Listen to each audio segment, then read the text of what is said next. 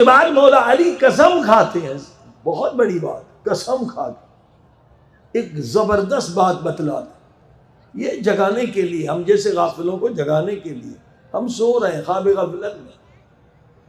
مولا علی فرماتے مجھے قسم ہے اس پروردگار کی جس کے قبضے قدرت میں علی کی جان ہے، غضب یعنی غصہ، غضب اور شہوت سے بڑھ کر اے لوگوں تمہارا کوئی اور دشمن نہیں ہے۔ غضب اور شہوت سے بڑھ کر تمہارا کوئی اور بڑا دشمن نہیں ہے۔ غضب سب سے بڑا دشمن ہے تمہارا، شہوت سب سے بڑا دشمن ہے تمہارا۔ اگر غضب کا کنٹرول ہو گیا تم قاتل بن جاؤ گے، اگر شہوت کا کنٹرول ہو جائے تم زانی بن جاؤ گے، اور اگر شہوت ریاست طلبی حکومت پرستی کا غلبہ ہو جائے تم عمر ابن سعد بن جاؤ گے، اور اگر دولت کی شہوت تم پہ غالب آ جائے شبر بن جاؤ گے۔ فرمایا دو خطرناک دشمنوں کو پہچانو، ایک کا نام غضب ہے اور ایک کا نام شہوت ہے۔ صلوات پڑھے محمد والے۔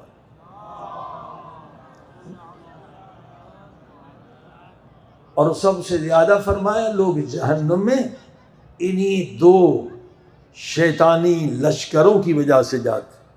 غضب اگر عقل کو نابود کر دے تو انسان قاتل، بھیڑیا، درندہ بنتا ہے۔ آپ دیکھ رہے ہیں کتنے اسرائیلی حکمران کتنے درندے ہیں، کیسے بے گناہ لوگوں کو قتل کر رہے ہیں 2 سال سے، درندے ہیں۔ اور اسی طرح سے شہوت کی وجہ سے بھی ہر سال لاکھوں لوگ ایڈز کی بیماری میں مبتلا ہو کے خود کو تباہ کر رہے ہیں۔ یہ دو بڑے دشمن ہیں۔ تو آپ نے دیکھا کہ عقل کا خطرناک ترین حجاب غضب ہے اور شہوت، ان کو کنٹرول کرنا ہے۔ پھر اس کے بعد قرآن کریم میں فرمایا عقل کے لیے دوسرا حجاب، یہ تیسرا حجاب، غضب ہو گیا، شہوت، فرمایا تیسرا عقل کا حجاب تکبر ہے۔ جس انسان کے اندر تکبر ہے نا اسے کبھی ہدایت کا نور نہیں ملے گا۔ کہتے ایک شخص نے 40 راتیں مسجد سہلہ میں وظیفہ نکالا تاکہ امام زمانہ علیہ السلام کی زیارت ہو، مگر اس کے اندر تکبر تھا اور زیارت نہیں ہوئی، ناکام آیا۔ استاد سے کہنے لگا جو آپ نے بتلایا تھا میں نے بہت بہت بہت زحمت کی، 40 رات عبادت کی، مگر مجھے امام زمانہ کی زیارت کیوں نصیب ہوئی؟ اور امام آئے تھے مگر تیرے اندر تکبر کی نجاست، اس وجہ سے تو محروم رہ۔ کب امام آئے تھے؟ کہ آخری رات جو تو مسجد سہلہ میں تھا نا، ایک سید آیا تھا، اس نے آ کے تجھے سلام کیا، وہی امام زمانہ تھا، اور پھر تجھ سے کہا کہ الٹے ہاتھ میں انگوٹھی پہننا مکروہ ہے، تم نے تکبرانہ جواب دیا، ہاں ہاں سید جا جا، میں خود عالم ہوں مجھے پتہ ہے۔ یہ ہے تکبر، کہ انسان گستاخ امام زمانہ بنتا ہے۔ تو فرمائی تکبر حجاب ہے، عقل کو لیے زبردست نقصان دہ چیز ہے۔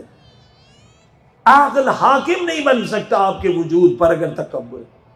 اب آپ کسی سے بھی پوچھیں کوئی نہیں کہتا کہ میں متکبر ہوں، کہتے نہیں میرے اندر تکبر نہیں ہے۔ قرآن نے نشانی بتلا دی کہ جو انسان متکبر ہے وہ کبھی اپنی غلطی کو نہیں مانتا۔ متکبر انسان کو اگر نصیحت کی جائے اسے غصہ آتا ہے، وہ آپ کا دشمن بن جاتا ہے۔ اہل بیت کا قصور کیا تھا؟ ائمہ معصومین کیوں قتل ہوئے؟ متکبر افراد کو جب اہل بیت نے نصیحت کی، امر بالمعروف کیا، وہ دشمن بن گئے۔ اور متکبر انسان نصیحت کو سننا پسند نہیں کرتا۔ نصیحت کو اگر انسان سننا پسند نہ کرے تو یہ عقل کے لیے زوال ہے۔ عقل کو کمال تب ملتا ہے جب انسان ہر بزرگ سے کہے، ہر عالم سے کہے کہ مجھے نصیحت کرو تاکہ میری عقل کو کمال ملے۔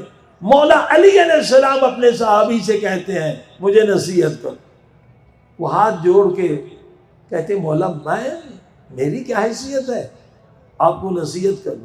آپ میرے امام ہیں، میں گنہگار نصیحت کروں؟